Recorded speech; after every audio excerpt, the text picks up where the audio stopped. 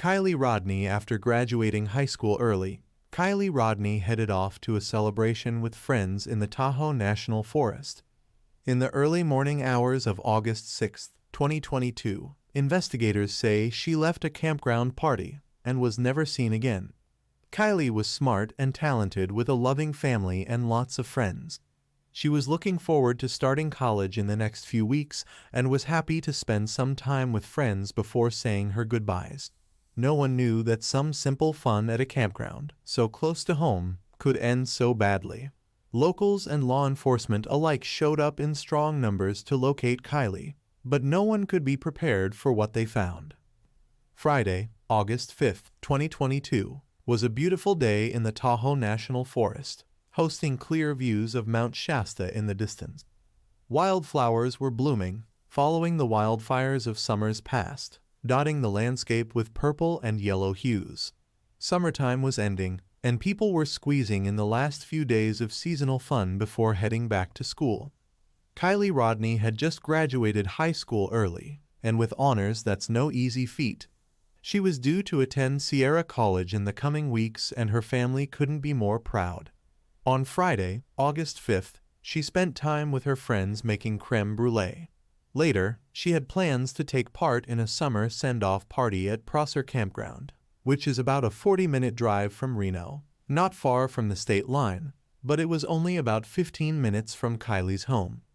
Prosser Campground is located on a large reservoir and is commonly known to locals as the Sanctuary. This was the perfect place for friends to have one last hurrah before going off to college for new adventures.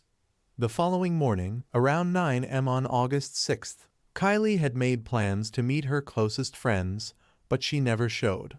It would turn out that Friday, August 5th, is the last day anyone saw Kiely. Kiely was born and raised in Truckee, California. Her parents, Lindsay and Daniel, were loving and dedicated parents. She also had an 8-year-old brother who thought she was the best person on earth. Kiely and her family lived in a more rural area of Truckee, and some would describe it as more off-grid, although many locals in the mountain towns of California live this way. For Kiely, this was just her ordinary way of life. She was known for being a very happy person, so it was clear that her more off-grid lifestyle was panning out great for her. As the weekend finally rolled around, Kiely couldn't have been more excited to attend the campground party with her friends. At around 6 p.m. on the 5th of August, Kiely set out towards the party, with her parents never realizing they'd never see their daughter again. Shortly after 6 p.m. on the 5th, Kiely goes into a gas station in Truckee, about halfway between her home and the party's location, where surveillance cameras captured footage of her browsing the store. A couple of hours later, close to 10 p.m., Kiely arrives at the campground with her friend Magdalene, and she then links up with another friend, Sammy Smith. Sammy and Kiely spent most of their time at the party together, sharing drinks and breaking off briefly to chat with others. While this was supposed to be a tight-knit gathering of local teens, word about this campground party traveled fast, and soon people from all over Northern California were making their way to Prosser to attend. Reports state that anywhere from 200–300 people were in attendance that night. Due to the tendency for wildfires in this area, the partygoers could not light a bonfire, meaning that unless there were other sources of light, the area was pitch black. It has been said that many people used glow sticks, electric lanterns, and their headlights to illuminate the area. Kiely and her group of friends had, of course, attended parties like this before. Kiely's mom trusted her daughter and had told news outlets that she never, ever drank and drove. Kiely was both smarter than that and incredibly responsible. Kiely's friends have backed up this statement, saying they never saw Kiely drink at a party and then drive afterward. Thus, Lindsay had no qualms about letting Kiely attend. At around 11 p.m., the girls walked to Kiely's silver Honda CR-V to charge Kiely's phone. They sat there and talked for some time, sharing a few drinks. Part of the conversation included Sammy asking for a ride home that evening. At around 11:30 p.m., Lindsay says she received a text from Kiely saying that she was about to leave the party and was headed straight home. Lindsay, who had witnessed Kiely's hard work to graduate early with honors, trusted her daughter to be home when she said she would be there. She had no doubt in her mind that Kiely would be home shortly. Lindsay texted her back telling Kiely to be safe and that she loved her. Kiely's response was, "Okay, I love you too." Between 11:30 p.m. and 12:20 am, Sammy decides that Kiely is too intoxicated to drive her home and arranges another ride. The two girls parted ways, Sammy telling authorities that she said her goodbyes with Kiely at 12:25 am.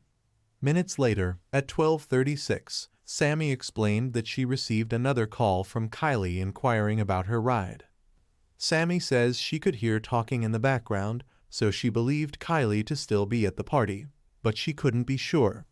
Unbeknownst to Sammy, this would be the last time anyone spoke to Kiely. Lindsay woke up the next morning to discover that Kiely was not in her room and that her vehicle was not parked outside. After she'd been unable to get a hold of her after a few calls, she instantly called the police and reported that Kiely was missing. But the police did not issue an Amber Alert. They said that there was no evidence that Kiely had been abducted. They went to the area where the party was held to conduct a search and interviewed about 1/3 of the partygoers.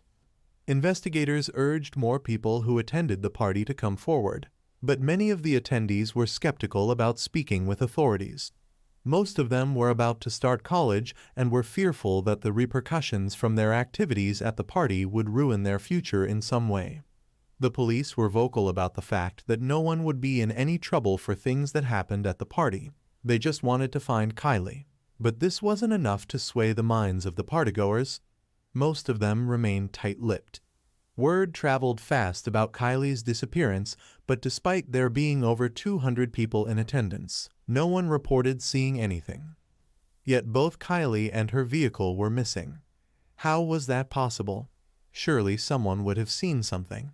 Sammy decided to host a meeting with everyone who attended the party that night. No detectives were allowed at this meeting, in hopes that speaking with peers and friends would put them more at ease, but still, nothing new came from it.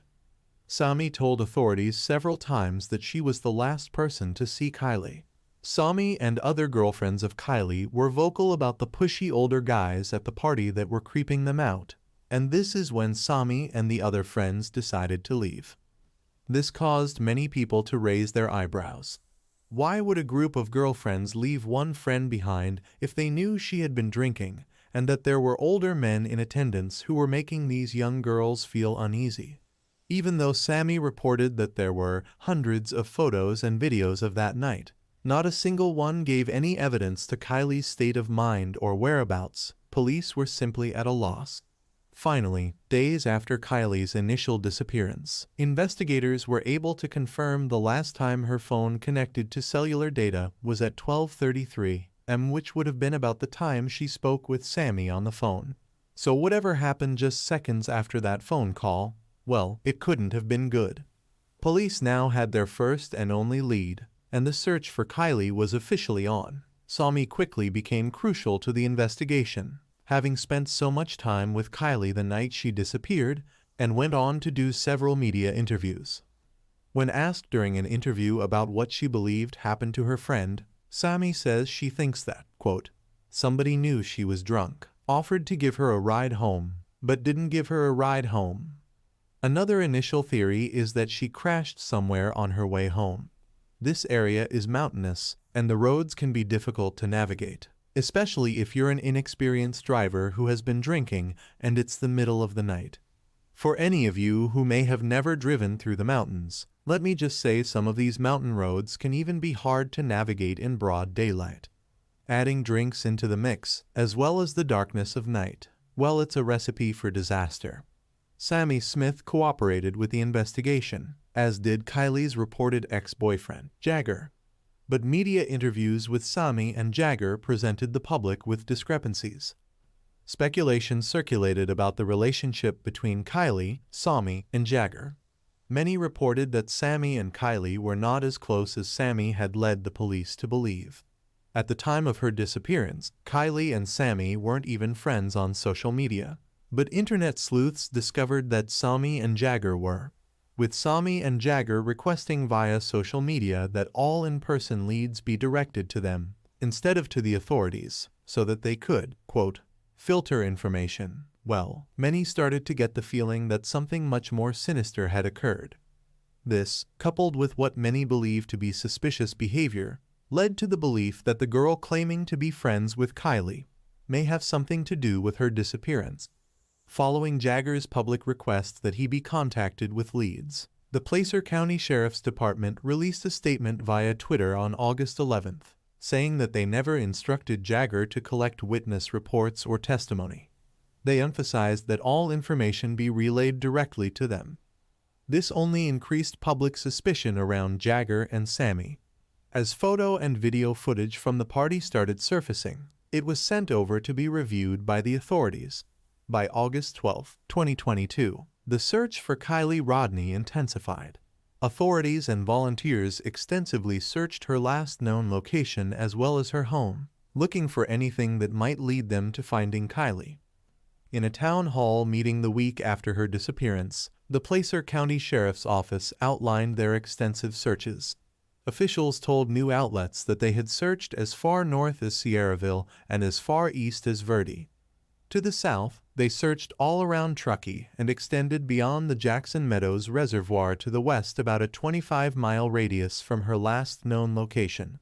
People from the area volunteering in the search explained they didn't believe Kiely, or her car, was still in the Tahoe National Forest, which stretches over 800,000 miles. This is a vast and scenic area, with a diverse landscape ranging from rugged peaks and dense forests to immaculate lakes and rivers. Kiely could have been anywhere, but the search team felt confident that, if she was in the forest, they would have found her by now. Due to conflicting information about Kiely's relationships with Jagger, Sami, and other partygoers, many were left thinking the worst, but hoping for the best. All the while, authorities continued to piece things together bit by bit. At a press conference on August 12, law enforcement informed the public that they had received reports from people inside the community that there was an adult dissuading people from coming forward, prompting officials to open a 100% anonymous online portal where people could submit photos, videos, and other information concerning Kiely's disappearance. By this point, this case was just getting downright bizarre. It seemed exceedingly clear that someone knew something, and they were going to every possible effort to make sure that this information didn't get out. By August 13th, law enforcement held another press conference where Public Information Officer Angela Musalam explained that they had ramped up their search for the weekend. She explained that on August 12th, there was a potential burial site that was located near the campground that had been found by a search and rescue ground team in the area. She continued, saying that Kiely's family was notified, and the FBI had responded to the scene, accompanied by Placer and Nevada County Sheriff's offices, where upon further examination, they uncovered the remains of a dog. Angela went on to address the audience by saying, "Let me be clear, we have one team, one mission, and one goal, and that is to find Kiely Rodni." As the 9th day of the missing person investigation came to an end, the Placer County Sheriff's Office continued to follow up on 720 leads, looking for a single tip to lead them in the right direction. Meanwhile, people across the nation continued to speculate about what happened to Kiely, sitting on the edge of their seats and waiting for the next clue. Occam's razor says that it's usually the simplest answer, but with an accident looking less likely with each passing day, what is the next simplest answer? What else could cause someone to vanish without a trace from a crowded party? For a little over 2 weeks, Kiely's family had to go to sleep each night, not knowing where their precious daughter was. Her friends faced accusations from strangers all over the nation, and police worked tirelessly to find the young missing girl. But then, a breakthrough. On August 21, 2022, search and rescue YouTubers, Adventures with Purpose, pulled Kiely Rodni's silver CRV from the Prosser Reservoir. Adventures with Purpose is a YouTube channel that focuses primarily on cold cases. They specialize in underwater recoveries. When Kiely initially went missing, many familiar with their recoveries requested they join the search for the missing girl, and the team were happy to oblige. OP states that a law enforcement agency reached out to them and asked for their help. Yet, when they arrived, they were told that the lake had already been extensively searched with dive teams and that there was nothing in there. The search began in the Prasa Reservoir at 10:40 am on August 21st.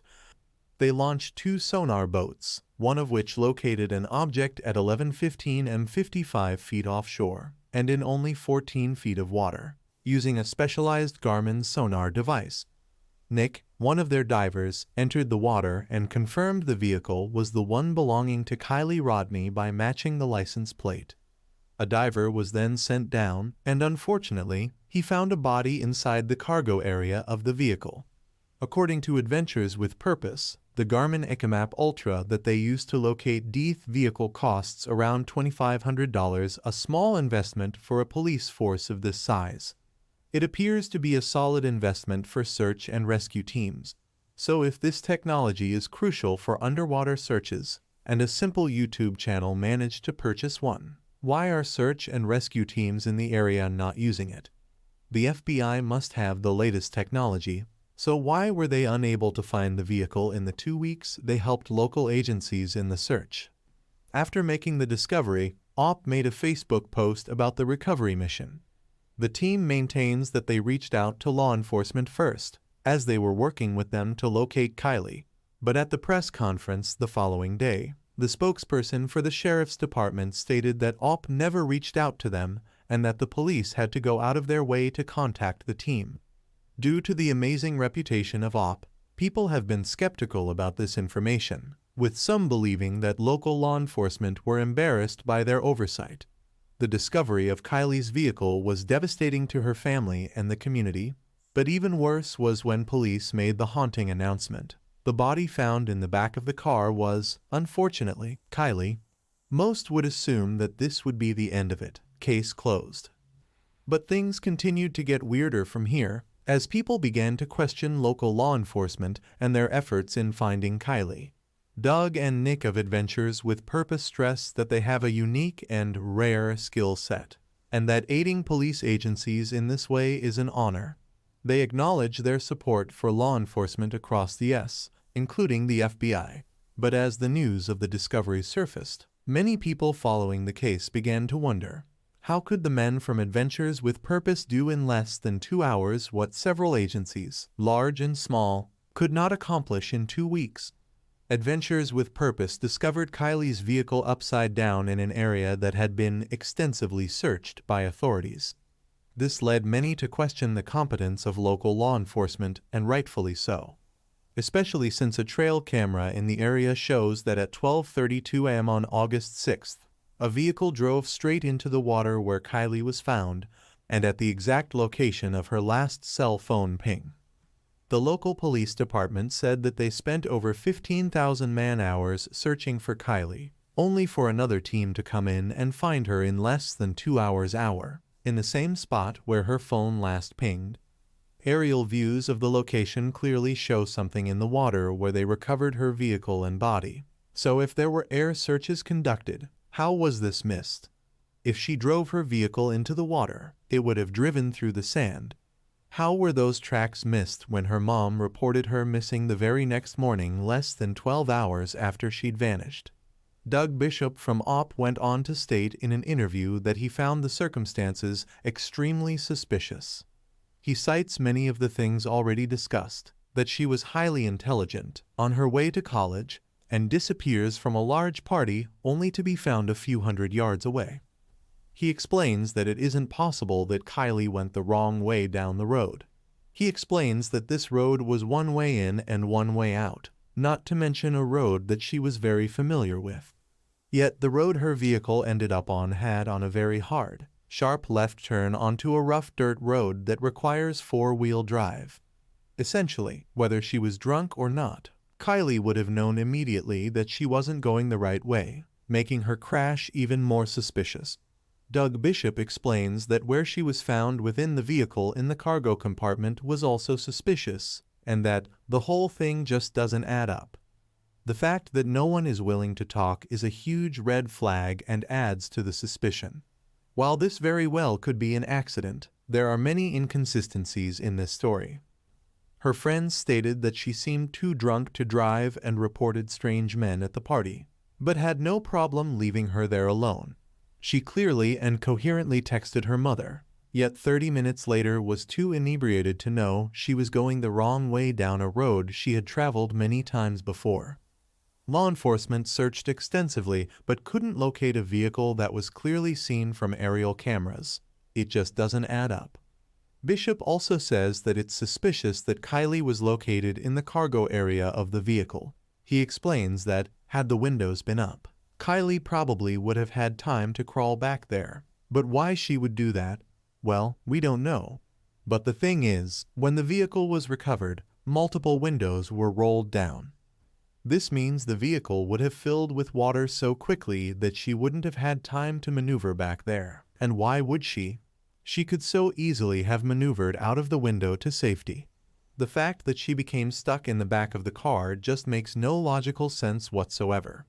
News reports claim that over 400 people pass away each year due to their cars being trapped in water. Your best chance of survival is to get out of the car before it is fully submerged.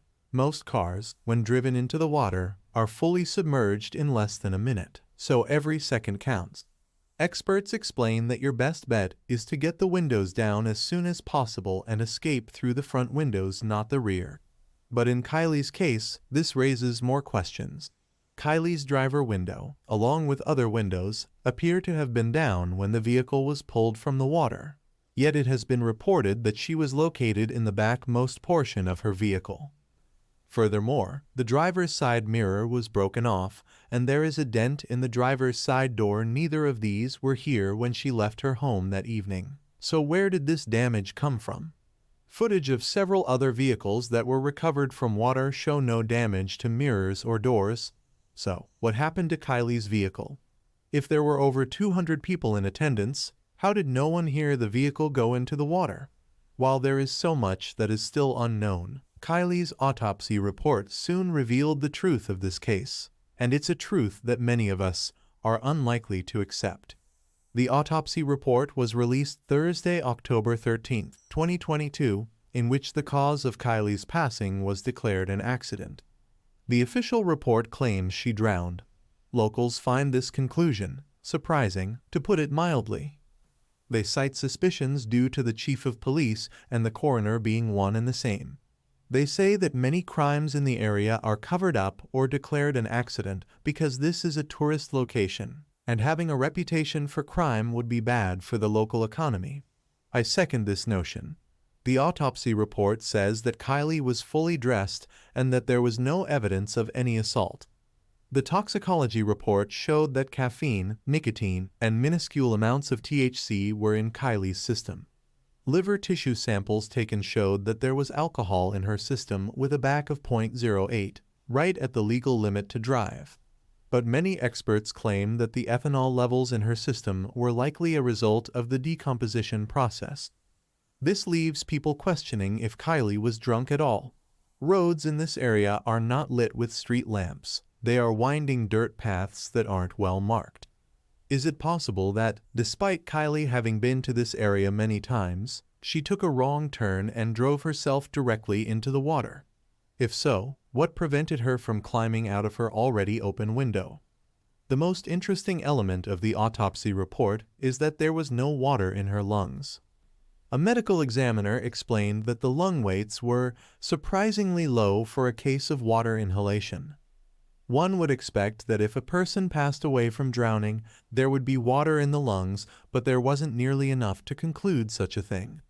Detective Sunnier reported that, because there was no evidence of foul play, the manner of her passing had to be listed as accidental.